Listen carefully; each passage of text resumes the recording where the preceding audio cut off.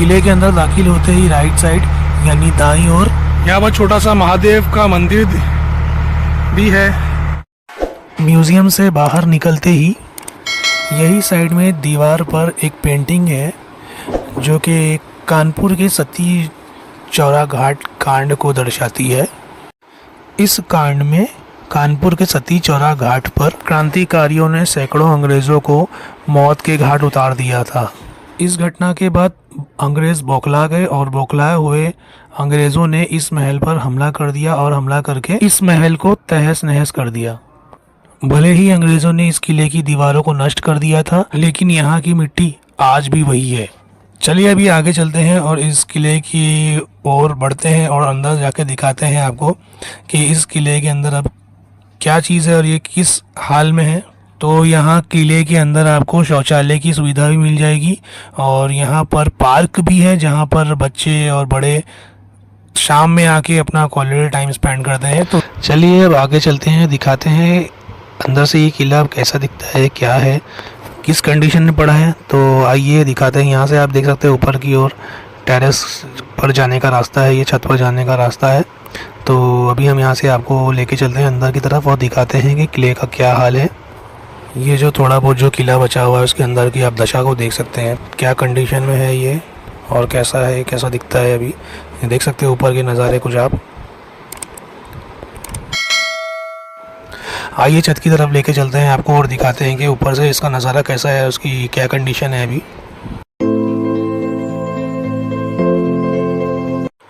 तो अब हम यहाँ ऊपर की ओर आ चुके हैं। तो आप एक बार यहाँ का नज़ारा देख सकते हैं, पार्क को आप यहाँ से देख सकते हैं। चलिए फिर आगे की ओर लेके चलते हैं आपको और दिखाते हैं कि आगे क्या है।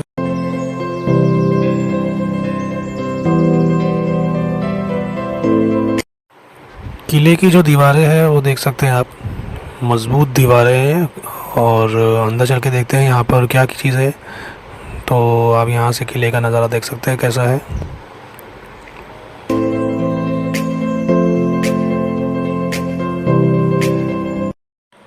दीवारों को मैंने छूकर देखा तो जो दीवार है, जो इस पे जो लगे पत्थर है ना, ये हल्के से खुरदुरे टाइप के, ये मिलना मुश्किल है और ये सब पुराने ज़माने के पत्थर लगे। कितना ब्यूटीफुल लग रहा है पार्क। यहाँ से आप एक देख सकते हैं इस वीडियो में, बहुत ही प्यारा, बहुत ही खूबसूरत पार्क लग रहा है ये।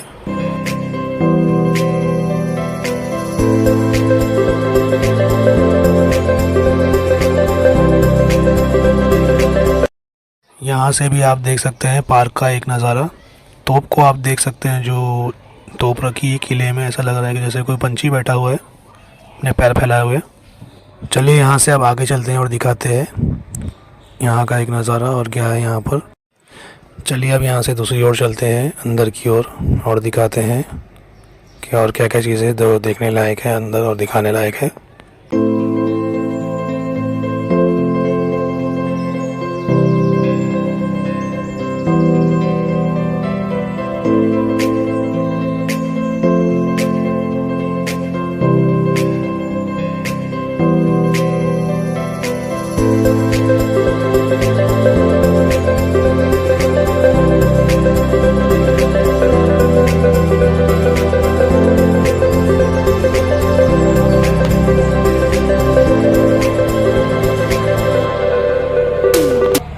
यहाँ पर कुछ नहीं है, बस इतना ही है यहाँ से दिखाने लायक।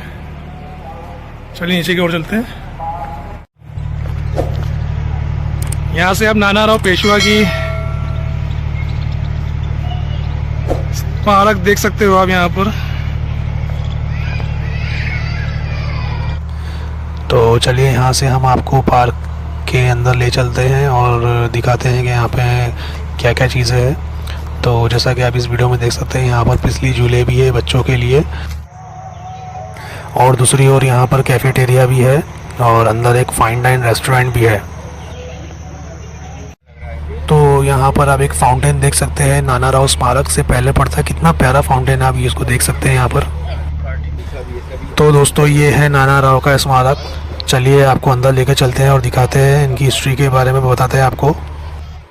तो यहाँ पर आपको एक सेल्फी पॉइंट मिलेगा जहाँ पर आप खड़े रहकर पिक्चर्स वगैरह ले सकते हैं, सेल्फीज़ वगैरह ले सकते हैं।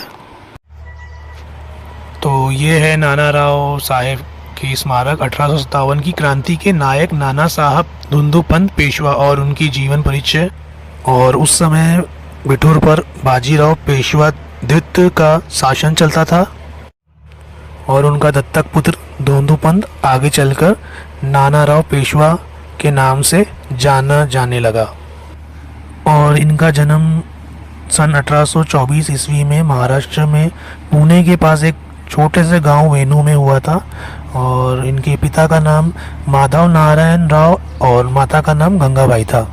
और ये कहा जाता है कि कानपुर नगर की घेराबंदी 5 जून से 25 जून 1857 बिठूर के किले के परिसर के पास शुरू हुई थी।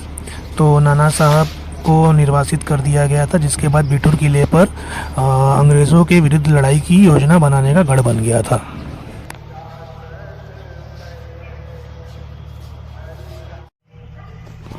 तो जैसा कि मैंने फर्स्ट पार्ट में आपको बताया था, ये जो किला है, किले को अच्छे कामों के लिए भी यूज़ किया जाता है।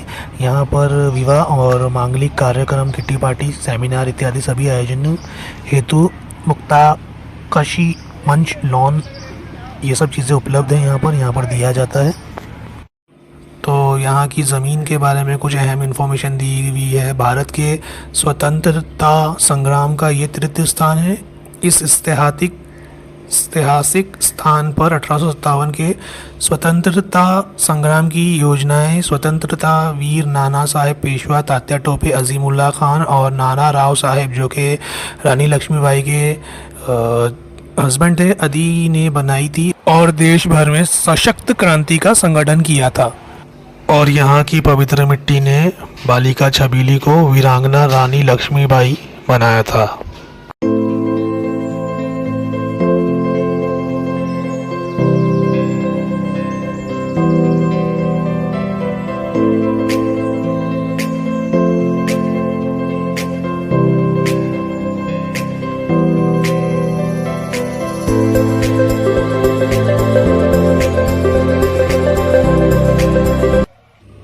कुएं का महत्व। इस कुएं का निर्माण सन 1835 ईस्वी में बाजीराव पेशवा द्वारा करवाया गया था। इस कुएं का उपयोग महल के पास स्थित अस्तबल के घोड़ों की जल व्यवस्था हेतु किया गया था। यहाँ पर रानी लक्ष्मीबाई का घोड़ा रहता था, जिसका नाम सारंग था। उसको यहाँ पर पानी पिलाने का और स्नान वगैरह करवाने का काम यही होता था। ऐसा कहा जाता है कि 1857 ईस्वी के गदर में अंग्रेज़ों द्वारा महल पर आक्रमण किया गया था। तब महल में मौजूद स्त्रियों और बच्चों ने अंग्रेज़ों के हाथों अपमानित ना होने और अपनी इज्जत को ना खोने को इज्जत बचाने के लिए उन्होंने कुएं में कूदकर अपना बलिदान दे दिया। ऐसा कहा जाता है कि इस कुएं का पानी कभी सूखता नहीं है।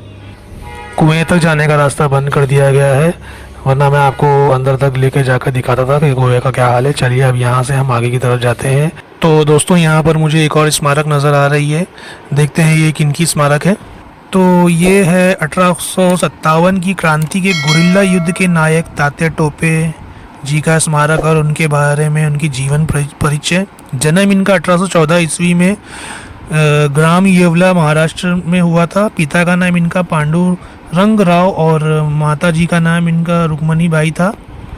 18 मार्च सन 1818 ईस्वी में बाजीराव पेशवा द्वितीय व पिता पांडुरंग के साथ ये बिठूर आए थे। युद्ध कला में अति निपुण थे, खासकर गोरिल्ला युद्ध कला इन्हीं की देन थी। ये नाना राव से 12 साल बड़े थे। नाना राव साहब ने इनको अपनी फौज का प्रमुख सिपह सालार बनाया था। सन 1880 ईस्वी में शिवपुरी के पड़ौना के जंगलों में विश्राम करते समय एक गद्दार ने इनकी सूचना अंग्रेज़ों को दे दी थी। अंग्रेज़ों ने इन्हें वहीं पकड़कर बगैर किसी मुकदमे के एक पेड़ के ऊपर इन्हें फांसी पर लटका दिया था।